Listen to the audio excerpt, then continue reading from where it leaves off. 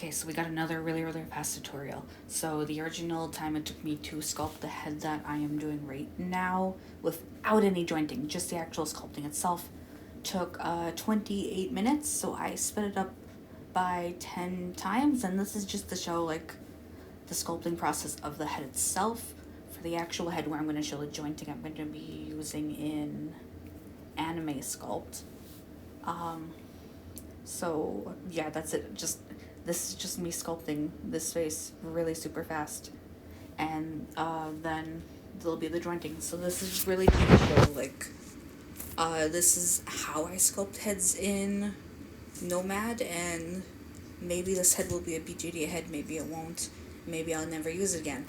But this is mainly to be like, hey, if you've never sculpted a head, like, here's some of the stuff I do. You can also slow this video down during this process. I really only use like 4 of the brushes. So really, if you just look at what brushes I'm using, it should be good enough. A lot of it is mainly just tinkering constantly. But you can see how, like, even at 10 times the speed, how long it took just to get something that looks vaguely like a nose. And then the inflate tool. So I mainly just use the move tool, the smooth tool, the crease tool, the brush tool, and the inflate tool, and that's basically it. You can see I do have a lot of issues trying to get the actual head to be head-sized and head-shaped. I find that is the hardest part of sculpting a head. And then losing all the details when you're smoothing stuff. Sometimes it looks like it'll look really cool when you're gonna smooth it out. Like with the eye area, I thought it was gonna look so good, and I just had to keep doing it over and over again because I wasn't happy with it. This head I gave dimples. I originally tried to give her a butt chin. Cleft chin, that's what it's actually called, okay. So, I tried to give her a cleft chin, originally I decided against it. We're just gonna do dimples for this one. Maybe we'll do a cleft chin in the future. Then I just gave up trying to make it head-shaped. I put a sphere there, and I had to reshape it a bunch even after that. So, very hard, and there we go, okay. So that was the entire sculpting of that head. Let's get to the actual sculpting of this actual head. So this is in real time, this video. I'm not speeding it up or anything, so I'm showing you, like, for the eyes for both of these, I'm just using spheres on a separate, like, layer. So we're adjusting this one, trying to get its head more head-shaped.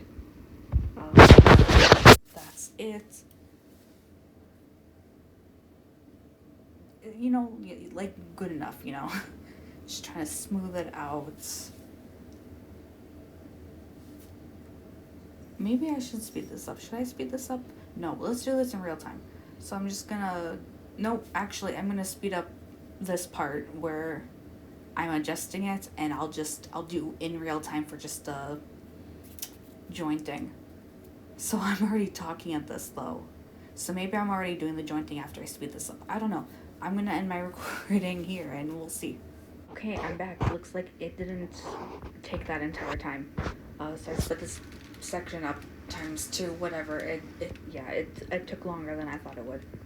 So this is still sped up. Just trying out different features. This was originally going to be a commission for my friend, Okay Sad Boy, on Instagram, for their character, since I did do a garage kit for one of their characters for the birthday, and then I got commissioned to do their other characters.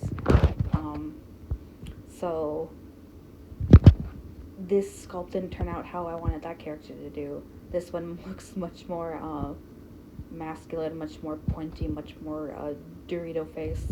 So it didn't turn out. So this one is going to be, I don't know, I guess a cat boy. He looks like a cat boy, which is kind of why you got these little cat eyes. So I just, whatever, he's a cat boy. So let's get to the actual jointing. So I'm going to be getting a sphere. So I already have the spheres for the eyes. So this sphere will be the empty part for the rest of the head. So I'm going to have, well, this is just a long process of kind of adjusting it very slowly.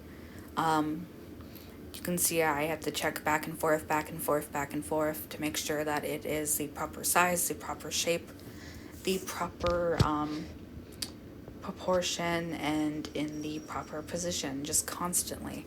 If you are doing this for a real head that you're going to keep forever and ever and ever and use and cast and whatnot, you should take longer than what I'm taking.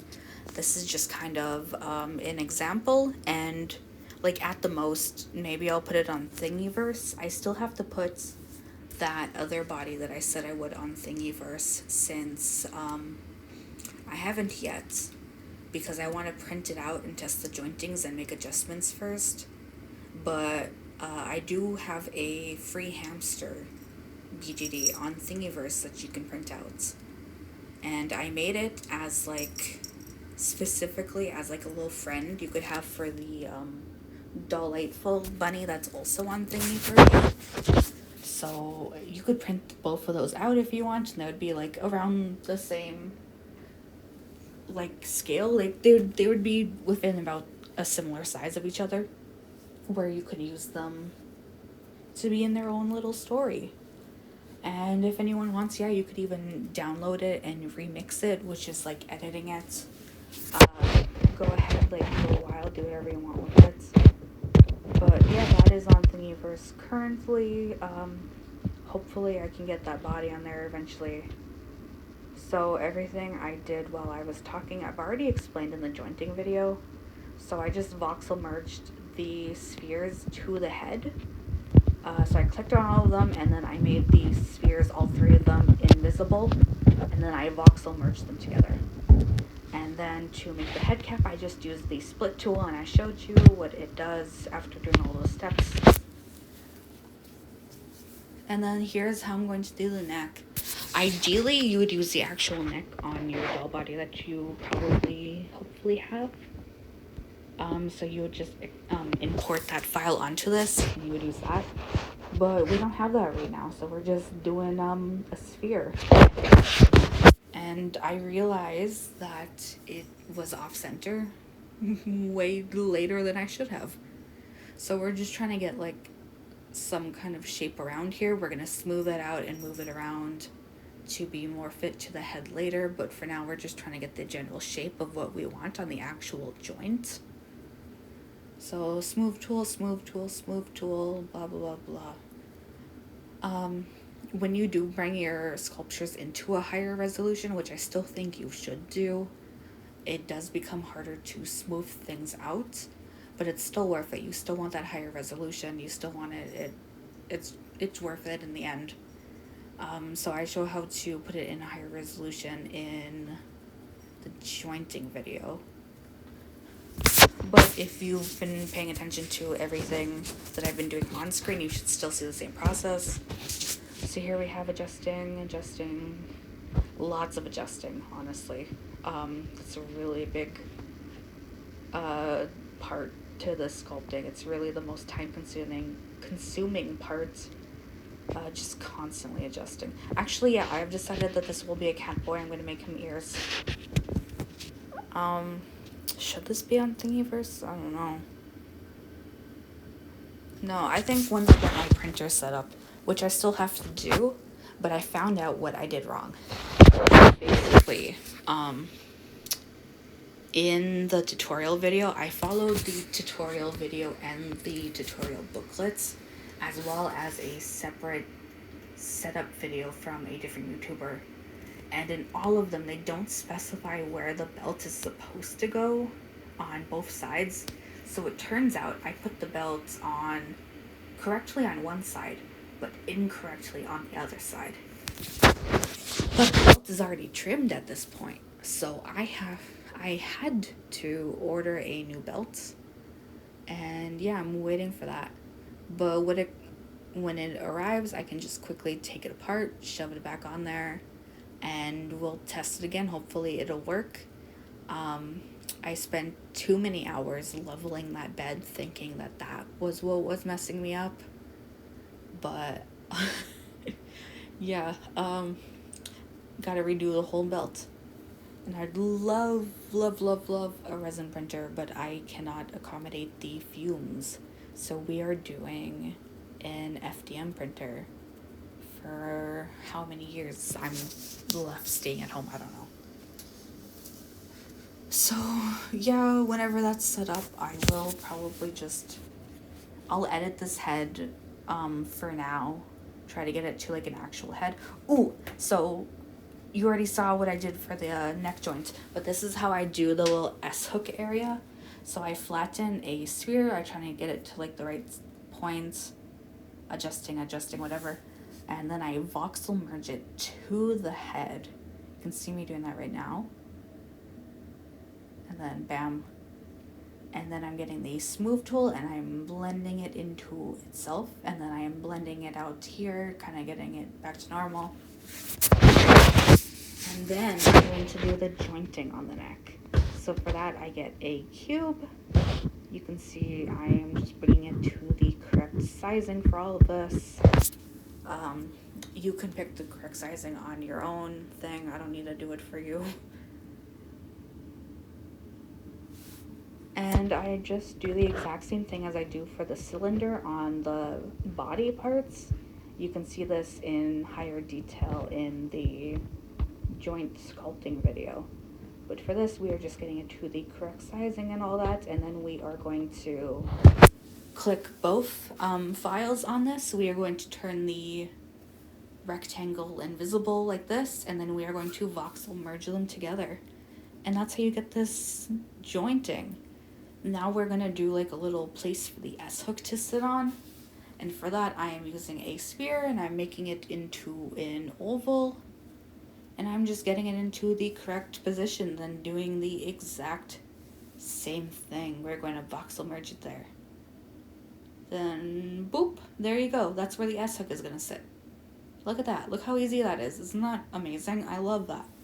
And you can even see, because we used the spheres for the eyes, there are some eye wells. Super easy. Okay, so for this next part, ideally you would put both pieces of the head together.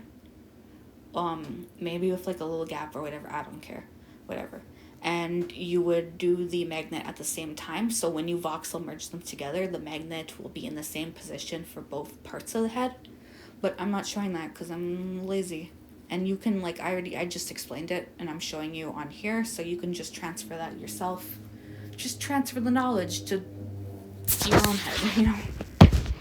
I decided to do this on a separate layer instead, but no big deal.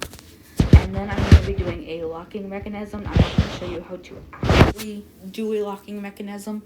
I'm showing you how you would do a locking mechanism. So the steps that you would take to do that instead. Since obviously I'm not working on this head right now for my own usage. But if you are working on your own head, you would use the exact same steps as I will be using right now, starting now, on your own head, and you would just actually change it to whatever design you have in your mind. Since I'm not planning any of these heads or anything, I'm just, every single thing I'm sculpting, I'm just going kind of by how it feels when I'm doing it. So hopefully you actually do have a plan and you are going to be using these same steps, but in a way that would make sense for your design. So you could, yeah, just this exact process, but like better. Really, really not actually sure what this is like. If you were to do this, you would do similar steps to this, and like that's it. And of course you do the exact same thing as the magnet, where you would have both head pieces kind of close together so you could reference it and get it all to the same area. But I'm not doing that right now because I'm probably going to edit this to be completely magnetic just to make it easier for myself. But I'm doing this just so I don't have to make a separate video showing what steps you would do for a locking mechanism on a head. So I'm just going to show this. That's why it's on a separate layer, so that I can easily delete this later when I go to work on it myself. And I'm going to make the walls on the lower part of the head thicker. And then that's when I would do the magnet portion. So super simple, super easy.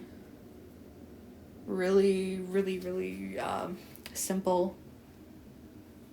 And then you can see we are voxel merging it together. We are getting it to the correct resolution, and there.